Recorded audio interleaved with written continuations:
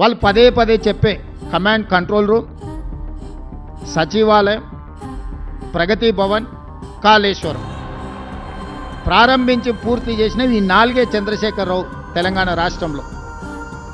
1,50,000 కోట్ల రూపాయల అంచనాలతో మొదలుపెట్టిన కాళేశ్వరం 1,02,000 కోట్ల రూపాయల బిల్లులు చెల్లించిండు కాంట్రాక్టర్. కాళేశ్వరం కట్టడం, కాళేశ్వరం కూడడం 3 సంవత్సరాలలో జరిగిపోయింది. 1,00,000 కోట్ల రూపాయలు గోదావరి పాలైపోయినాయి.